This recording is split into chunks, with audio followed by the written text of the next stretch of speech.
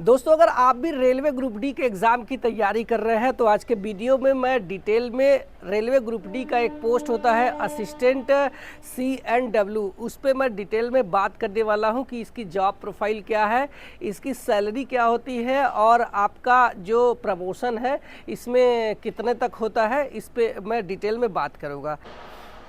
तो चलिए हम लोग वीडियो स्टार्ट कर लेते हैं। तो वीडियो में मैं आज असिस्टेंट CNW पर बात करूंगा। तो पहले समझ लो कि इसका पूरा नाम क्या है। तो असिस्टेंट मतलब सहायक है, आप हेल्पर के रूप में काम करने वाले हैं, और CNW मतलब कि कैरेज एंड माल डब्बा। जब हमारे पीछे जो देख रहे हैं आपकी जो ट्रेन जा रही है, ये इसको बोलते हैं कैरेज। इसके जो इंजन के पीछे जितना भी भाग है इसको कैरेज है। और वहीं अगर इंजन के पीछे कोई मालगाड़ी लगी हुई है तो मालगाड़ी वाला जो डब्बा है उसको बोलते हैं हम लोग वैगन। ठीक है, तो इसी को माल डिब्बा या फिर कैरेज एंड वैगन यानी सवारी और माल डिब्बा इसको बोलते हैं। तो इसी में आपको असिस्टेंट के रूप में भर्ती किया जाएगा। तो एक बार एग्ज़ाम प्रोसेस पे बात कर लेता हूं। तो जब भी आपका रिटन हो जाएगा जो कि 100 क्वेश्चंस की रहने वाली है, और आपका एक फिजिकल हो जाएगा, और फिजिकल में पास हो जाते हैं तो आपको डॉक्यूमेंट वेरिफिकेशन हो जाएगा। डॉक्यूमेंट वेरिफिकेशन के बाद में आपका एक मेडिकल हो जाएगा, और मेडिकल के बाद में आपकी जो ज्वाइनिंग हो वो हो जाएगी।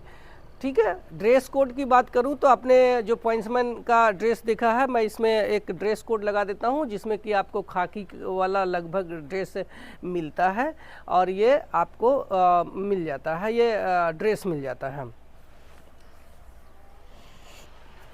अब बात करते हैं इनके ट्रेनिंग की। तो इसमें कोई स्पेसिफिक ट्रेनिंग नहीं होता है। आपके सुपरवाइज़र जो होते हैं, जो जेई लोग होते हैं, जो SSC लोग होते हैं या टेक्नीशियंस लोग होते हैं, वहीं आपको सिखा देते हैं। नॉर्मली आपको 10 दिन का ट्रेनिंग आपके डिवीज़न में ही या आपके स्टेशन में ही सिखा दिया जाएगा। अब बात करते हैं पोस्टिंग कहाँ हो जाएगी। तो पोस्टिंग मोस्टली बड़े शहरों में ही होती है, क्योंकि या फिर कस्बों में होती है या बड़े स्टेशनों में होती है। छोटे स्टेशनों पर ये सवारी माल डिब्बा के जो कर्मचारी होते हैं वो नहीं होते हैं। मान लीजिए कोई ट्रेन हमारी चल रही है, कोई प्रॉब्लम आती है, तो अगले जो बड़ा स्टेशन है उस पर वहाँ पे सूचना दे दिया जाता है कि ये प्रॉब्लम है। तो वहाँ पे टेक्नीशियंस अटेंड करने जाएंगे, तो आपको भी वहाँ पे अटेंड करना जाएगा। तो आपको 2 जगह पोस्टिंग हो सकती है, या तो फिर आपकी जो पोस्टिंग है स्टेशन में हो जाएगी, या फिर आपकी जो पोस्टिंग है पिट लाइन में हो जाएगी।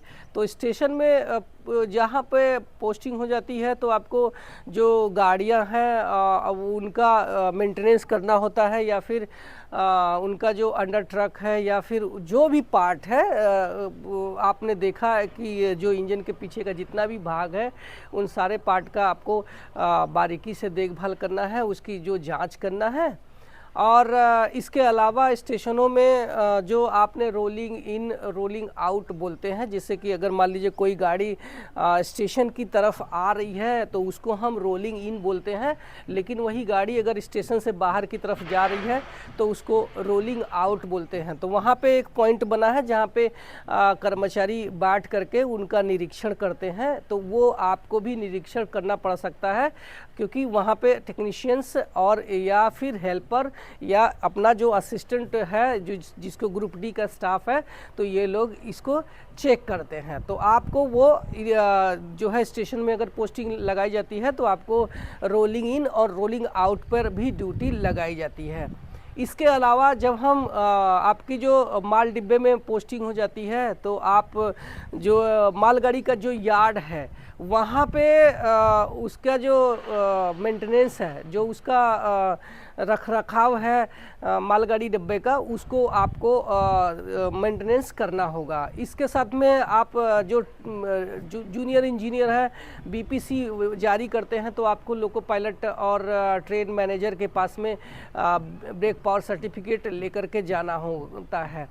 अच्छा, अब इसके अलावा कहाँ पोस्टिंग हो जाएगी। तो इसके अलावा आपकी जो पोस्टिंग है वो पिट लाइन में हो जाती है, जहाँ बड़े स्टेशनों यार्ड में है। जैसे मान लीजिए कोई ट्रेन है और वो दिल्ली से कलकत्ता गई और कोलकाता से फिर दिल्ली आई, तो एक ट्रिप मार लिया, तो उसका 4-5 घंटे का जो भी एक ट्रिप इंस्पेक्शन होता है जिसको कि एक बार चेक करना ज़रूरी होता है कि इसमें कोई पार्ट ख़राब तो नहीं है, उसको हैंगिंग पार्ट या फिर कोई डैमेज पार्ट, तो उसको चेक करने का काम करने के लिए ये हमारी जो गाड़ियाँ हैं इसको पिट लाइन पे लेते हैं।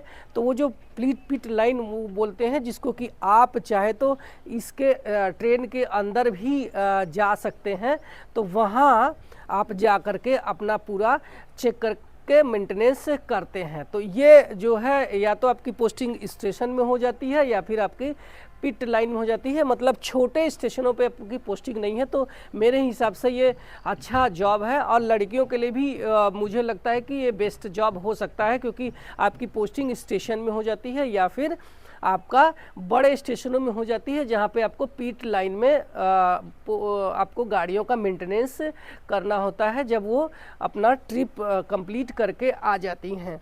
तो ये तो हमारा हो गया जॉब प्रोफाइल। अब हम बात करते हैं कि इसमें जो है आपके ड्यूटी का आवर्स कितना है। तो आपका जो ड्यूटी आवर्स है ये 8 घंटे का रहता है और ये डे और नाइट दोनों हो सकता है, क्योंकि हम जब स्टेशन में पोस्टिंग होती है तो आपका डे और नाइट दोनों लगता है। लेकिन अगर आपकी जो पिट लाइन में होता है तो नॉर्मली आपकी जो ड्यूटी रहेगी वो डे में रहेगी, नाइट का जो है शिफ्ट कम रहता है। तो ये हो गया हमारा जो ड्यूटी। अब बात करेंगे कि इसमें प्रमोशंस के क्या चांसेस हैं। तो आपको बता दूं कि जब आप रेलवे ग्रुप डी ज्वाइन कर लेते हैं तो चाहे आप 14 में से किसी भी पोस्ट पर आपने ज्वाइन किया है, तो आप डे 1 से ही रेलवे के ग्रुप सी पोस्ट यानी ALP technicians, JE, station master, trade manager या फिर TTE या फिर ऑफिस का जो भी क्लर्क है, जिसको हम अकाउंट क्लर्क कम टाइपिस्ट या फिर जूनियर अकाउंट कम टाइपिस्ट, ये सारे पोस्ट पर आप जा सकते हैं। बट आपके पास जो क्वालिफिकेशंस है, जैसे अगर आप ALP बनना है तो आपके पास ITI डिप्लोमा डिग्री होना चाहिए। अगर आप स्टेशन मास्टर बनना चाहते हैं या फिर ट्रेन मैनेजर या फिर सुपरवाइज़र लेवल पे जाना चाहते हैं तो आपको ग्रेजुएट होना चाहिए।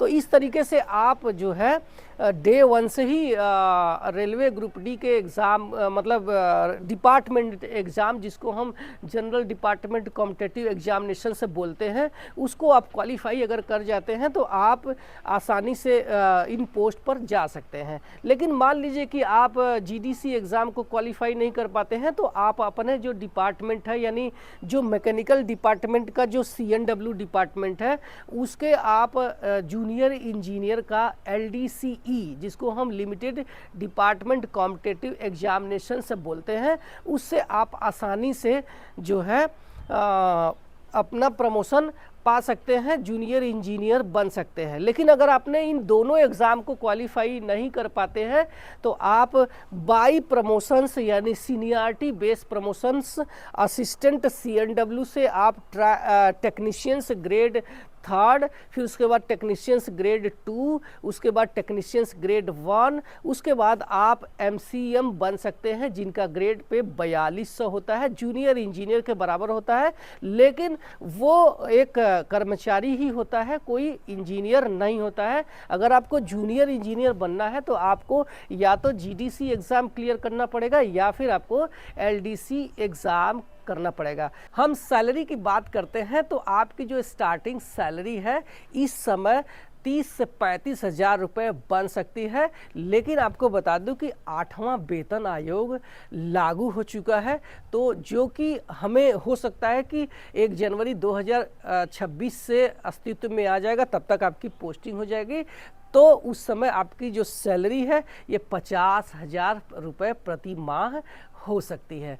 तो मैंने इस वीडियो में डिटेल में असिस्टेंट CNW के पोस्ट पर बात किया है। आपको अगर कोई और डाउट है तो कमेंट सेक्शन खुला है, उसमें कमेंट करना, मैं रिप्लाई करूंगा। इसके अलावा आप चाहे तो मुझे इंस्टाग्राम में भी मैसेज कर सकते हैं, मैं वहां भी रिप्लाई करता हूं। मिलते हैं आपके किसी और नए टॉपिक के साथ में, किसी नए इंटरेस्टिंग वीडियो के साथ में। तब तक के लिए थैंक यू सो मच।